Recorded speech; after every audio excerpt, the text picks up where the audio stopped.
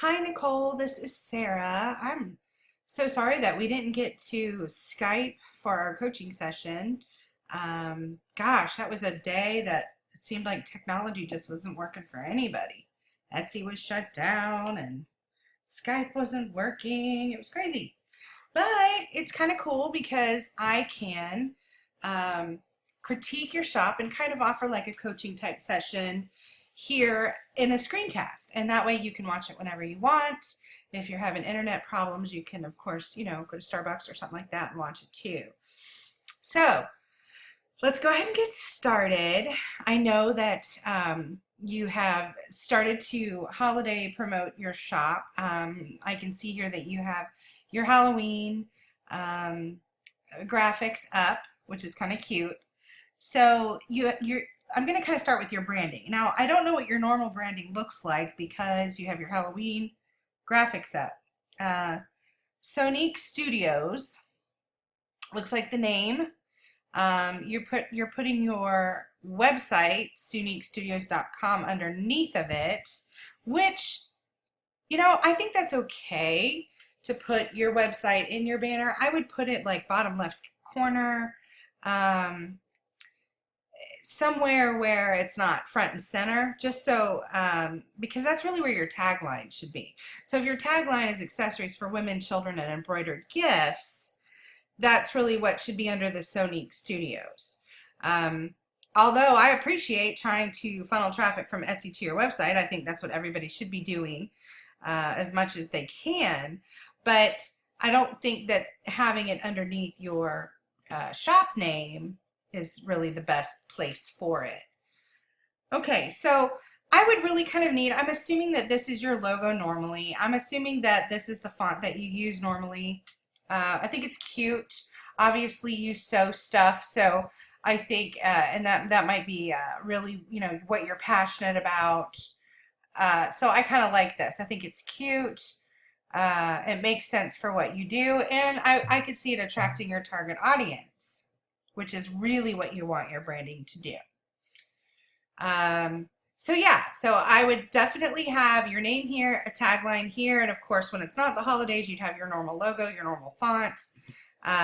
Right here, where you have a tagline, accessories for women, children, and embroidered gifts, when you move that up here, then you have this space to put keywords. And that's important because Google pays attention to this line here, and Google also, and I'm speaking of the Google algorithm, they also look at this section here.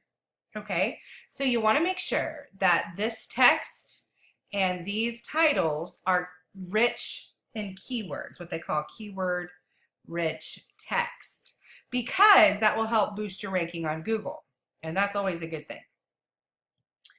Okay, you just opened your shop, you have one sale, woohoo, it's awesome. I know you had a shop before that you closed down and you're wanting to start new.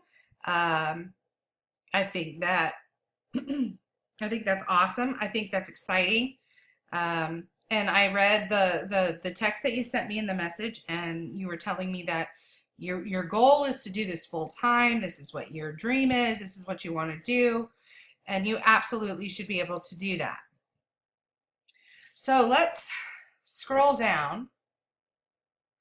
You have 40 items, which is a decent amount. I would really try to add enough items to get that over 50. There is no magic number. There really isn't. Not that Etsy has admitted to anyway.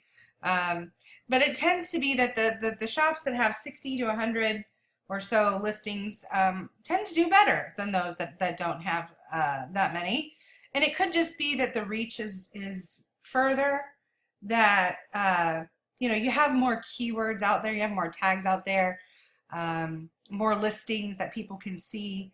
So I would just keep adding to that. Now, that being said, you don't want to just fill up your shop just to fill it up. You want to have things that you can make money on, that are efficient, easy for you to kind of get out.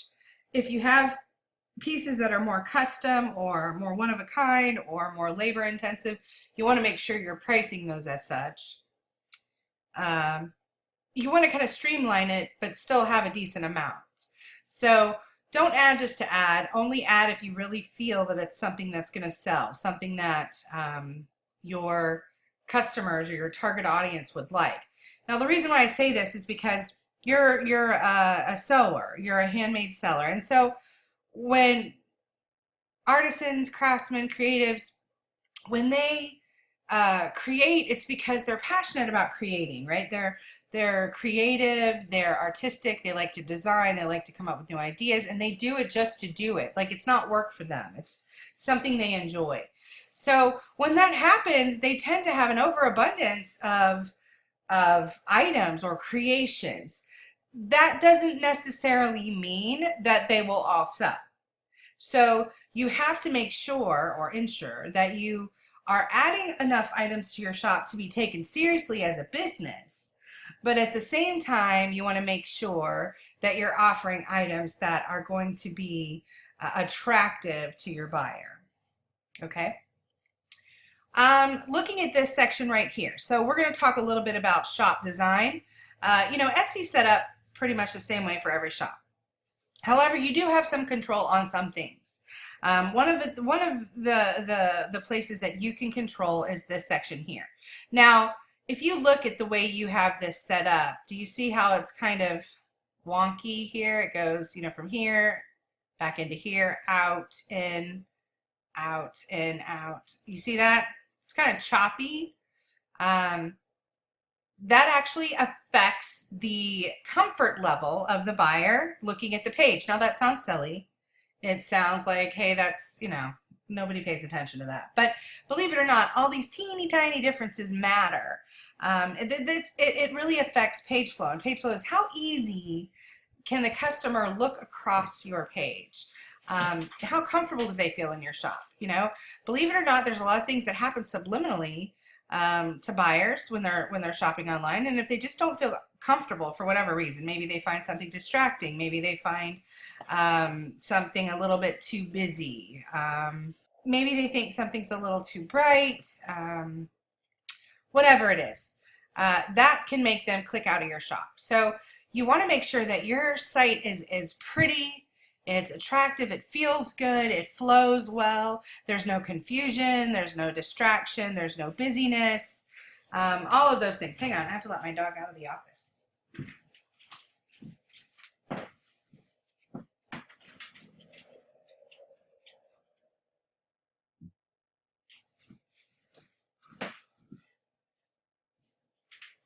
Okay, sorry about that. So what you need to do is take these items, these titles, and you want to arrange them from the smallest word to the longest word. So it looks like quilts would be first, then would be wristlets, then would be wedding, then would be gift sets, then would be Halloween, so on and so forth. Okay, so it'll be the smallest word, shortest word to the longest words. All right, so it'll kind of look like a half a pyramid. And I think once you change that around, you'll even notice that, hey, my shop feels a lot better now. Okay, I'm going to skip over the main part of your shop for now. We're going to go to your about section. Okay, so this is great. You have a decent amount of text, about 3 paragraphs, which is what I like. Let's see. Oh, you have a lot more. That's okay. You don't need to have this because you have this down here. I mean, you can leave it there if you want to, but that's what these are clickable. So this is what you want for this stuff. So this is still okay. This is still what this doesn't even count as 1. So this is good. Good amount of text. Let's look at your pictures. Okay, so either this isn't working or you only have 1 picture. So if you only have 1 picture, that's okay. At least you're filling that space. Which looks like you have a full about page, which is awesome. But if you can put more in there, that would be great. You really want to show pictures of your workspace, pictures of your materials, pictures of the tools or the materials or the machines that you use, pictures of your hands actually holding the fabric, or, you know, you want to really show an emphasis that this is handmade, that you're making this in your studio, in your craft room. That really helps add value to your products. Let's go back up. Okay, so we're going to talk about pricing and photos, and then we'll talk about SEO.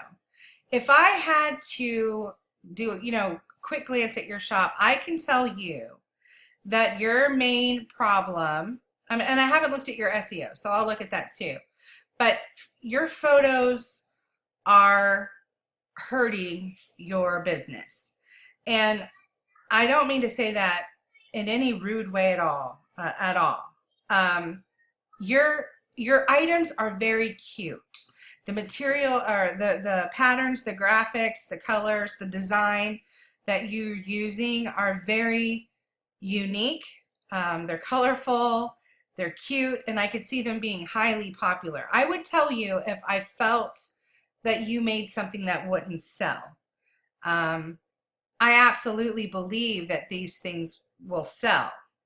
The issue is the photos. And I know you had said when you wrote me that it's difficult for you to take a photograph and hold the item and etc. and so forth. So that I understand. Photography is not easy. And having a white background does make these pop for sure, but it's too white. It's too overexposed. It's too bright. It's too cold. It's like, let me try to find you some examples. So let's say you do a monogrammed, right? Is that embroidered? Do you do embroidery? Let me see. Is that embroidered?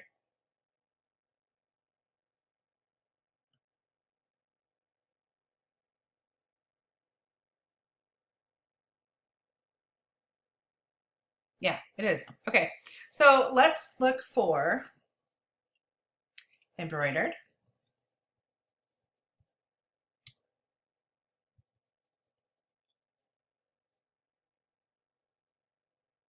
Let's just say monogrammed. There we go. Monogrammed clutch. Ah! Monogram clutch. Okay, where are we at? We're at monogram clutch. Here's Tana from Flourish. First one, that's awesome. Let me do something a little different. Let's do wristlet. Monogrammed.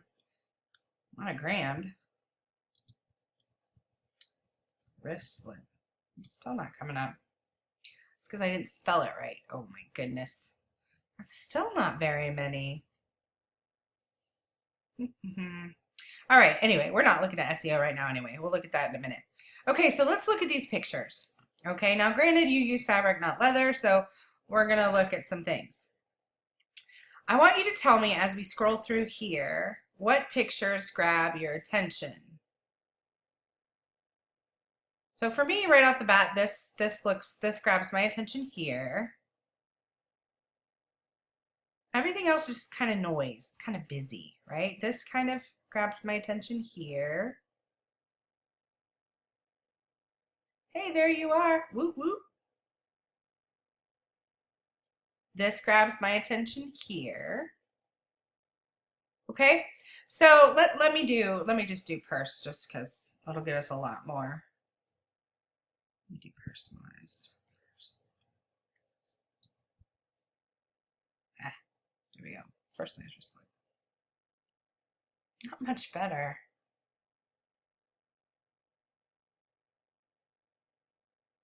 You are there too. Why there's only that many results? That's so weird. Okay. All right, so we're just going to put in purse just for the heck of it. Okay, I'm just going to kind of quickly go through, and look at Tana there too. I'm going to quickly go through and show you what pictures, in my opinion, are good pictures. Okay, so you have this picture is a phenomenal picture. This is too overexposed, too overexposed. This isn't bad, it's a little busy. This is good. This, you can't even really see what it is. This is bad. Lighting's not good on this. Too busy here, too overexposed here, too dark here, really bad here. This is okay. This is decent. This was actually a fellow flourisher. She's since left the group. She was a 100K-er. Teresa is her name. This isn't bad. The problem is the divots that you have, or the rivets, I think they're called, in the wood. And even though that's fake wood, it still doesn't look good. It's kind of busy. So you want to, if you're going to have a background, you don't want it to be anything that's going to be too busy. I know this might sound like I'm asking a lot, but once you get this, once you master photography, or at least you're photographing your products, it's something once you get, it'll be really easy. It's just figuring it out first. This is actually not bad. It looks like this person has it sitting on a stool, with the light background here. It looks like natural light coming in here. It's a little bright, but this is pretty good. This is terrible. This is not very good. Outside pictures are not good. This is great. So here you have natural light coming in. You can see it here. It's nice and light and bright. You have a model, a light background, nice wood floor. This looks really wonderful. Somebody has a great name. This is okay, but again, it's just so bright. It looks almost overexposed. It looks fake. It looks almost like it's just kind of floating there. So you have to be really careful. Same with this. You have to be really careful with light. This is okay for a white background. You see it sitting on a floor against a wall or a background. It has some nice, soft, natural light. This looks quality. It looks good. This is what somebody will click on to buy versus this, where it's just kind of floating in white space, which is kind of like what yours are doing. It looks like something you'd find on Alibaba or Amazon or eBay. It looks cheap. It doesn't look handmade. It doesn't have that depth. It doesn't have the softness to it that it needs to have. And the thing is that you're selling something that's with fabric. It's something that's unique and soft and but functional and colorful. So you want that all to be shown. You don't want to have any distraction in the background, but you don't want it to come off as cheap. So that's the balance. Would you buy this bag or would you buy this bag? Roughly, they're about the same price, $10 difference. This one looks much more put together, doesn't it? But it perhaps isn't. But this, just because of the photo, makes it look a lot more quality, right? This looks Walmart and this looks J. Crew. You see what I'm saying? Pictures make all the difference in the world. As you can see here, same model. So this person, Charlie Joe's Creations and Small Meadow Creations, this is terrible for them. How can they say this is handmade, but they're using the same picture? And this is not a mock-up. This is probably from the wholesale boutique or whatever that company's called that people are buying items from. They get stock photos and then they embroider them. And that's fine. There's nothing wrong with that. I'm not coming down on people that embroider and buy stuff wholesale. I'm just saying you can't be using stock photos because so many other people will use it. Same with these ladies here. And then you got a whole bunch of people with the same photo, and it takes away the authenticity and the individuality of each seller.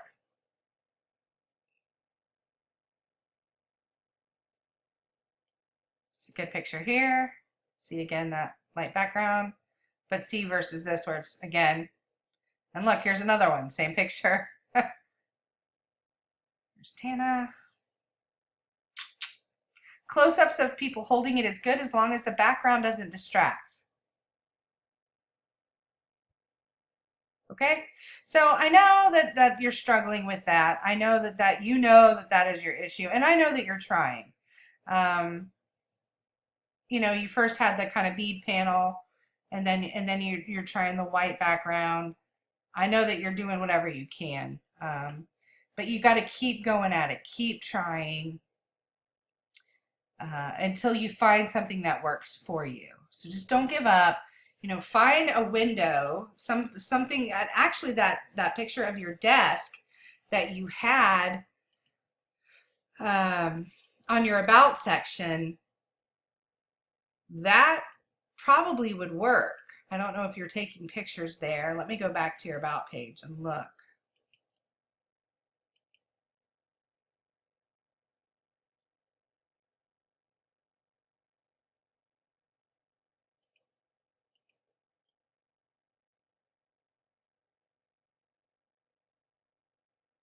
Mm, I don't know what time of day this is. I don't know if that would let in enough light where you could set something up here and take a photo of it. It's pretty small. But really that's what seems to work the best is when you have a nice big window or a big sliding glass door where you can put, even if it's down on the floor or up on a counter or a table, or if you need help with somebody setting that up for you. Um, it tends to work the best because the natural light comes through. You can even reflect it back onto the object. You could even put wax paper up to diffuse the light, make it look soft. There's so many cool little tricks you can do. And you know what? Reach out to our photographers. Reach out to Paige. Join her group. I think she's Product Pop Shop Photography or something like that. I really think that if you can make these look a lot more soft and real and more of a natural, not fakey kind of light, I really feel you're going to get a lot more sales coming in. I think it'll showcase your product so much better. Your price points look good. You're using the 99-cent price point. You can use 99 or 95, whatever you're more comfortable with. Either way, it works. Looks like you're using the right price increments as well. Let's look at your, okay, so let's talk SEO.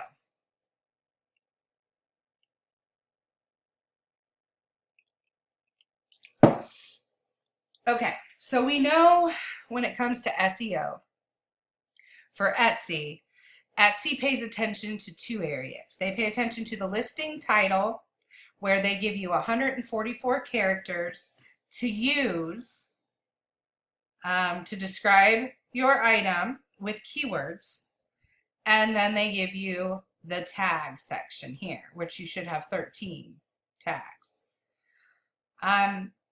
Within the first 144 characters of your title, the most important is the first 66, right? That's what they give priority to really determine where they're going to rank you. So you want your strongest keyword or keyword phrase, long tail keywords, to be in the front. You have gifts under $20 as your first keyword phrase, which is a good keyword phrase around the holidays. I didn't put gifts. So you have gifts under $20. I would just put gifts under 20. You don't need to put $20. Just gifts under 20. Now, do you see as I'm typing out these blue keywords that are, or phrases that are pre-populating? That is Etsy's way of telling you this for gifts und, basically. These search terms are the most popular and the most recent that customers are using, the typing into the search bar to look for items. So they're telling you, hey, this is what's trending as far as keywords right now. All right. So that tells you, you know what? My gifts under $20, I need to change it to gifts under 20. Okay. So that frees up space. However, if I hit gifts under 20, let's see, there are 61,629 results.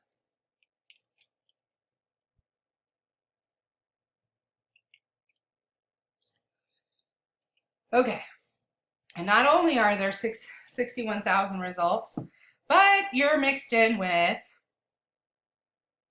coffee mugs, push pins, jewelry, t-shirts, coffee cozies, wine glasses. Do you see what I mean? A lot of stuff. That's not where you want to be. I have no problem with gifts under 20. I think it's a great tag to use, especially down in your tags or perhaps at the end of your listing title, but it's not where it should not be the first phrase or the first word that you have. What should it be? Well, obviously Sugar Skull should be in there somewhere, right? I don't see Sugar Skull anywhere in your title. That's not good. Sugar skulls are very popular. They're trending right now. It's a big theme. It's a big style. So let's type in Sugar Skull and see what we get. Okay, so typing in Sugar Skull, what does Etsy tell you? Etsy shows you that right now there's a huge search for Sugar Skull just by itself. See it right there at the top in blue, right here? Very popular. So that right there tells you you're totally missing out. There's Sugar Skull fabric, sugar right here, Sugar Skull purse. So your first keyword phrase in your listing title should be Sugar Skull purse, space dash space. Let's see if there is. There's no pouch, so we won't use that. There's no makeup bag. There's bag, Sugar Skull bag, space dash space.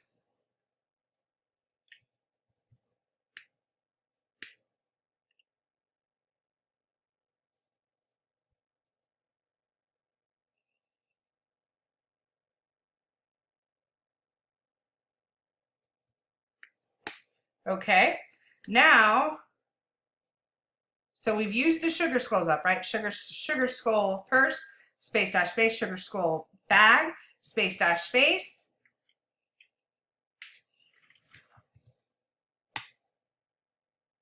Teen girl gifts, space dash space.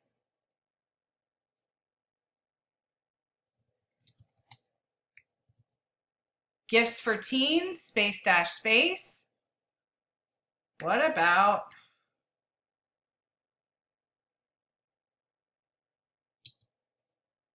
Gothic, perhaps? Gothic purse would be a good one. How about just skull?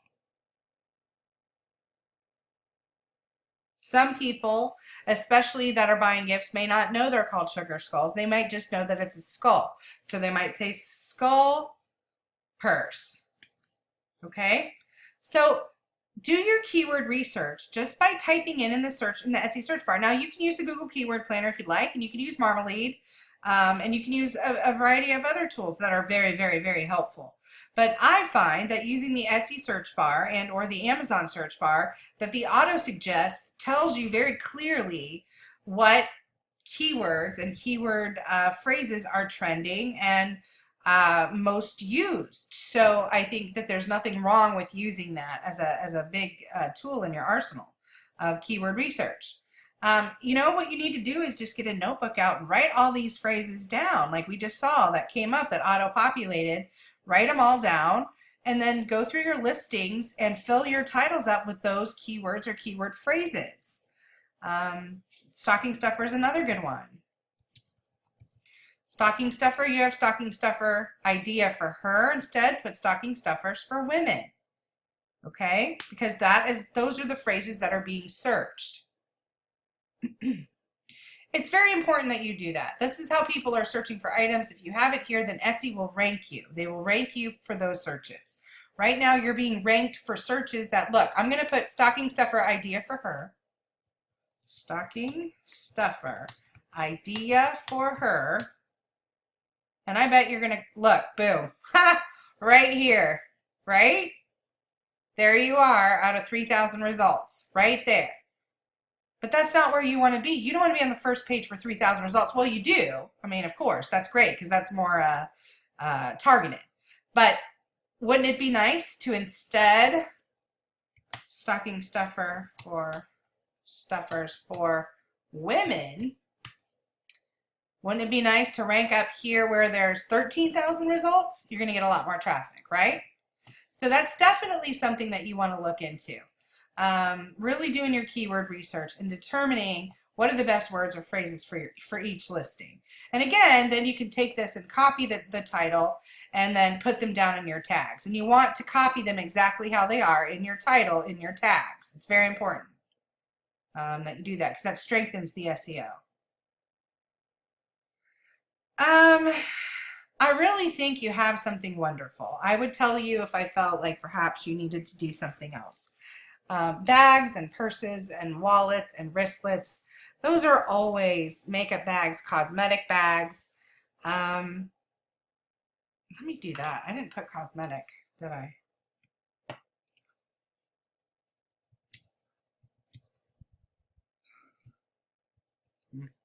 Nope. Just cosmetic bag. And look, cosmetic bag personalized. See?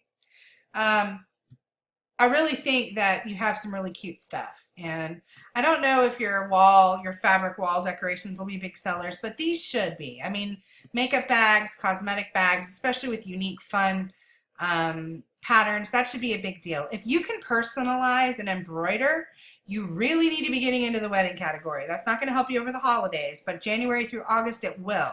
What you need to show, and look, I'll even put bridesmaid cosmetic.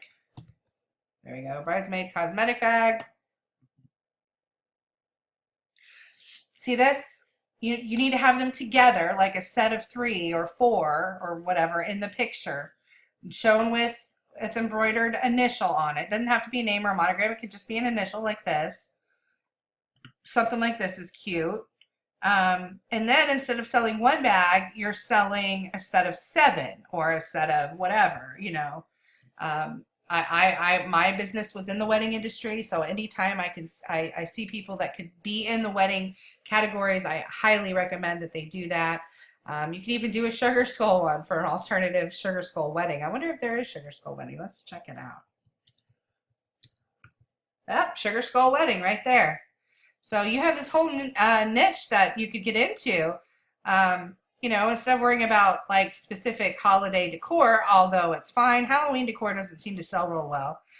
I mean, it's okay, but it's not going to bring you in consistent income throughout the year. Christmas does a little better. Christmas decor does a little better. When I had my shop, I didn't even worry about really Easter and 4th of July and Halloween too much. You know, I'd occasionally do something here and there, but I mainly focused on weddings and Christmas. Weddings and Christmas. So I definitely think you have the talent to be a very successful seller. We have quite a few 100K sellers in Flourish that do embroidery on purses and bags. I think that you need to just really focus on your photography and your SEO, and you got to work on it. And you know, sometimes it's hard and it takes a while, but once you get it, you're going to have the sales coming in left and right. So just keep working it. Let me know if you have any specific questions. You're more than welcome to ask me a question on Facebook. You can message me or you can tag me on the wall, whatever works better for you. But I'm excited for you, and I'm excited for the future of your shop. I think that you have something here. You just need to know how to package it. All right, so please, again, let me know if you need anything. I'm always here and happy to help, and I'll talk to you later. Thanks, bye.